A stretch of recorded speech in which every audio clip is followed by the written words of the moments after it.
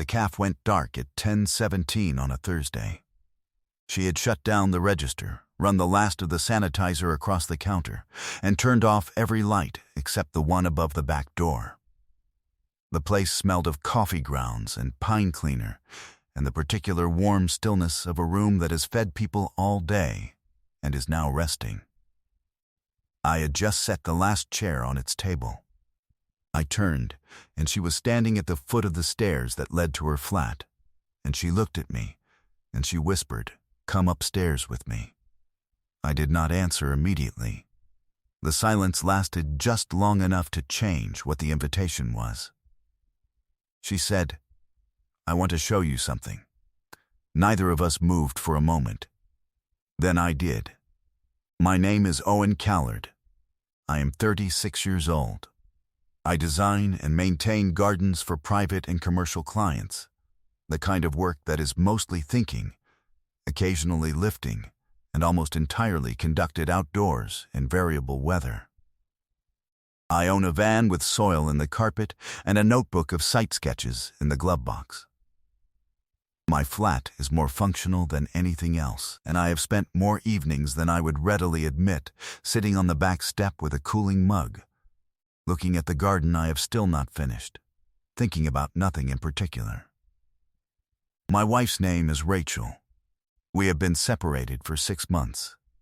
We were married for 4 years and became unhappy in the specific, unheroic way that happens when two people drift so far from each other that they stop noticing the distance. There was no single event. There were only two people who had become courteous strangers and eventually concluded that courtesy was not a foundation. Rachel had co-owned the caf with Lena. They opened it 3 years ago.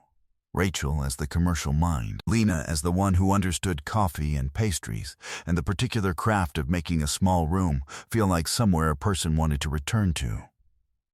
When Rachel left, she left the caf the same way she left everything, gradually, and then entirely, and without a formal announcement. Lena had been running it alone since February. Lena Hartman is 34. She is the kind of person who remembers what you ordered on your third visit, not your first. On your first, she is watching to see whether you are the sort of person who knows what they want. She keeps a small pot of dried lavender behind the counter that she moves to a different position each week, windowsill, counter's end, beside the milk station, for a reason I had never thought to ask about. Her hands are always slightly warm from the industrial dishwasher. She has a very direct way of listening, where she goes completely still and looks at the middle distance rather than at your face, as though she is receiving the information somewhere interior and trusts herself to have caught it. The first time she did this with something I said I talked for longer than I had meant to. I attributed this to the lateness of the hour. I was, at that stage of events, attributing a great many things to the lateness of the hour. She runs the caf with the practical, unhurried precision of someone who knows exactly how much a room can hold. I had started coming on Tuesdays and Thursdays to help close. Nobody asked me to. It seemed like the least I could reasonably do. The first time was in March, 5 weeks after Rachel had gone to her sister's. I had driven past the caf at 9:30 and seen the light on, and Lena through the glass stacking chairs alone, and I parked the van without deliberating and knocked on the door. She opened it, looked at me, and said, "You don't have to do this." I said I was passing. She said the caf was 2 streets off the A road I always used to get home. I said I'd taken a different route. She said okay, stepped back, and let me in. March became April. The Tuesdays and Thursdays appeared in my week before I had consciously agreed to them. What I told myself, I owed it. The caf had been Rachel's venture as much as Lena's. I had done nothing to slow Rachel's retreat from it, and Lena was absorbing that consequence alone. Coming on Tuesdays and Thursdays was a reasonable act of responsible administration. I would continue until things stabilized, and then I would stop. What I did not tell myself, that driving to the caf on a Tuesday evening had become the part of the week I did not want to shorten. That somewhere in the closing routine I had started arriving 10 minutes earlier than necessary and leaving later. That Lena spoke to me in the easy, unguarded shorthand of people who have quietly worked out how much space the other person requires, and that I had not spoken to anyone with that ease in some time. I did not tell myself any of this. I was doing the responsible thing. I want to be careful about what I say next, because I have a professional relationship with self-deception, and I would like to be accurate about the moment it began to fail.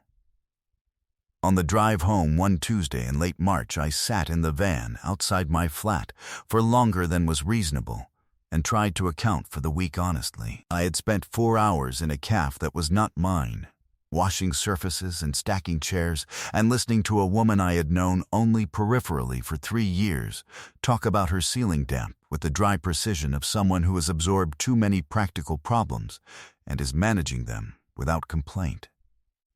I had found this, not the damp, but the managing, more interesting than anything else that had happened to me in some time. I could not, with any accuracy, tell myself this was about the caf. I went inside, looked at my unfinished garden, and filed the whole thing away firmly. The folder was not as stable as it had been.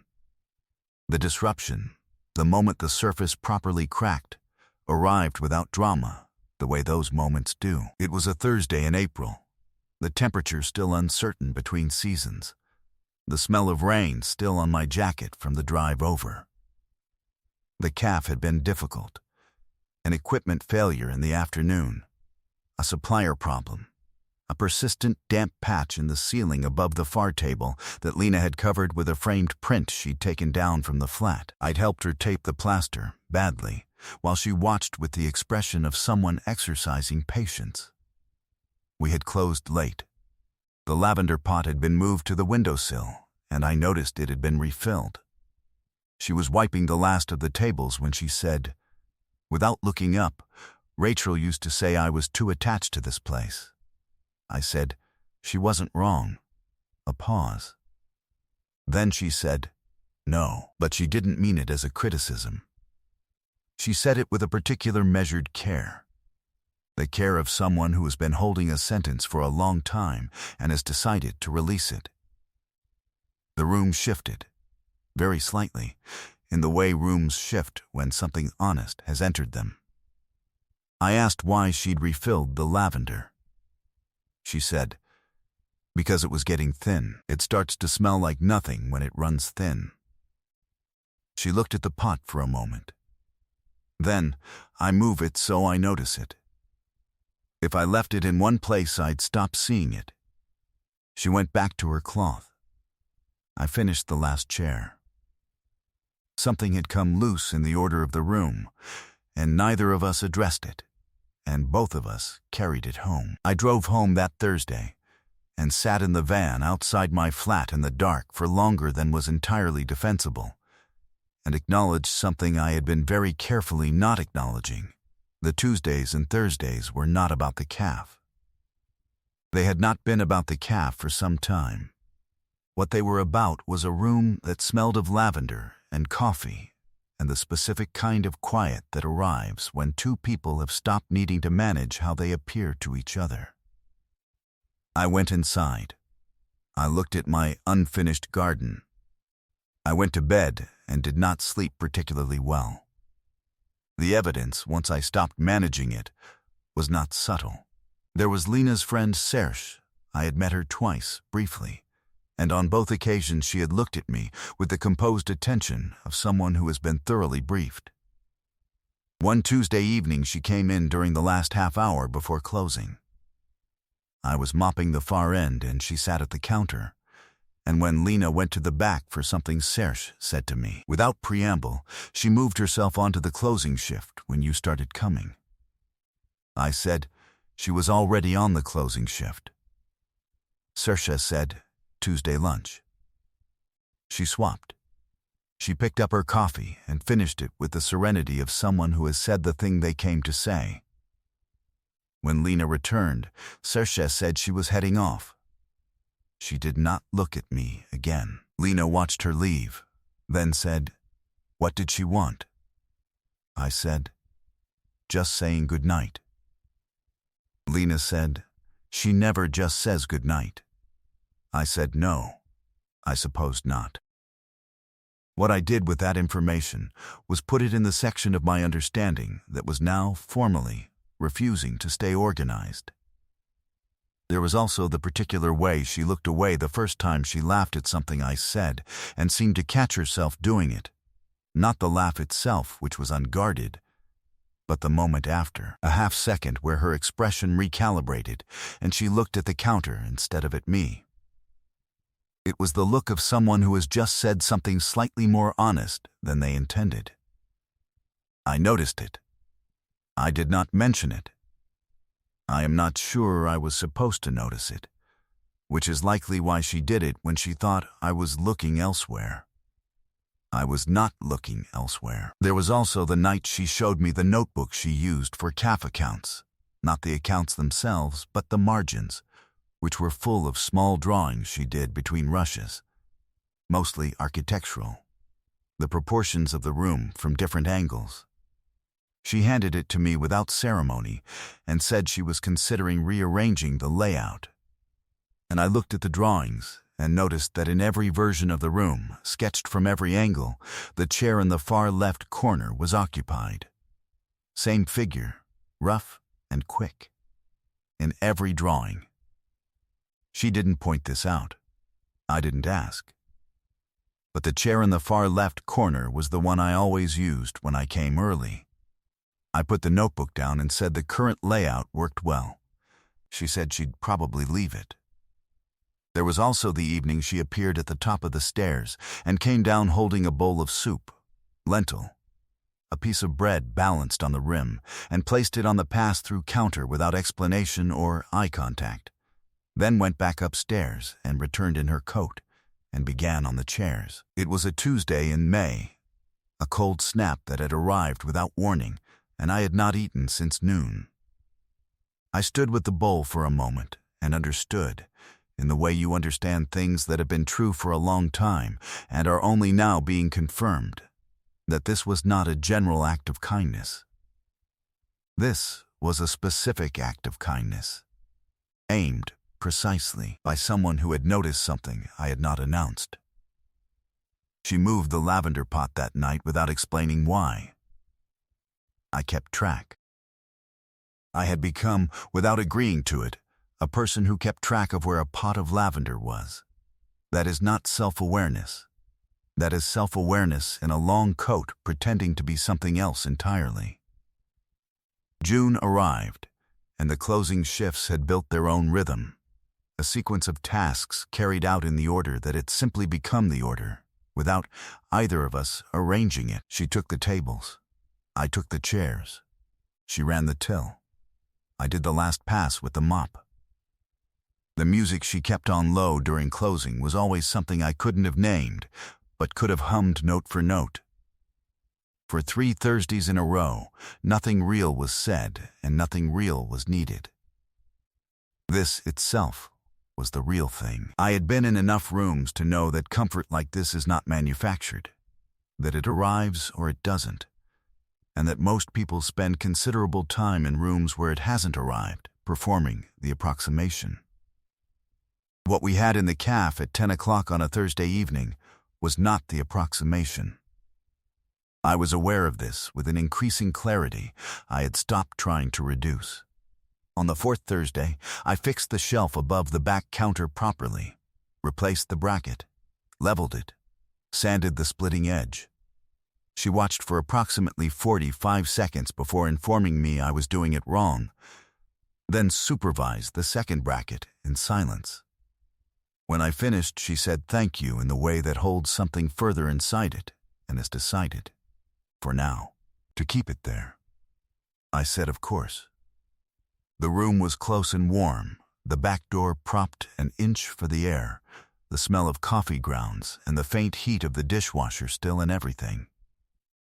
The lavender pot had been on the windowsill for 3 weeks without moving. 3 weeks in one place was, in my careful and unofficial tracking of this particular detail, a record. She turned off the music. Neither of us spoke for a while. There is a specific quality to the silence in a room when two people have stopped pretending they are there for an uncomplicated reason. It is not uncomfortable. It is, if anything, the most comfortable the room has ever been. But it carries weight, the way things carry weight when they have been honest for the first time. She looked at the lavender pot. I looked at my hands. The street outside went quiet. She shut down the register. She ran the sanitizer across the counter. She turned off every light except the one above the back door. She whispered, "Come upstairs with me." And I said, "Okay." The flat above the caf was exactly what I expected and not at all what I had imagined. Warm, slightly crowded with books and plants and the accumulated weight of a person who has lived somewhere long enough to press themselves into it. A lamp in the corner. The smell of something cooked hours ago. The radio playing very low, the way you leave a radio when you are not quite ready for quiet. She led me to the window that looked out over the street. The caf sign visible at the lower edge of the frame, the road below still and pointed at the sill. A new lavender pot. Larger full, the smell of it reached me from across the room. She said, "I ordered it 3 weeks ago. I wanted to see if you'd notice when the old one stopped moving." I said, "I noticed." She said, "I know." She didn't step back from the window. She said, "I am going to say something, and I need you to know that if it changes what the Tuesdays and Thursdays are, if it changes anything, I'll accept that. I would rather lose the Thursdays than leave this unsaid." I said, "Okay." She said, "I stopped thinking of you as Rachel's husband about 4 months ago." She stopped. "Then I started thinking of you as the person I wanted to already be there when I came downstairs in the morning." Something in my chest arranged itself around that sentence. Something that had been held at a careful angle for a careful amount of time quietly set itself down. She said, "That's probably more than I should have." I said, "No." She looked at me. I said, "You can stop there, if you need to. We can go back down, lock up, and I won't mention this again." She said, "I don't want to go back down." She said it quietly and without hesitation. Her hands were at her sides. She was not managing anything. I looked at her, the particular way I had spent months carefully not looking at her, and I said, "I came back the second Tuesday because I wanted to, not because of the caf. Not because of Rachel. Because I had driven past and seen the light and I wanted to be where the light was." I stopped. "Then, I have been calling that responsibility for 6 months. That's not what it is." She said, "What is it?" I said, "The thing where your first thought on any good day in the past 6 months has been that you want to tell one specific person about it, and that person is standing in your kitchen." I stopped. "Then, I think you already know." She looked down at her hands, then back at me. I crossed the small space between us and picked up both her hands. They were cold, the way hands are after a closing shift, and held them. Not gripping, just present, the way you hold something you are not planning to put down.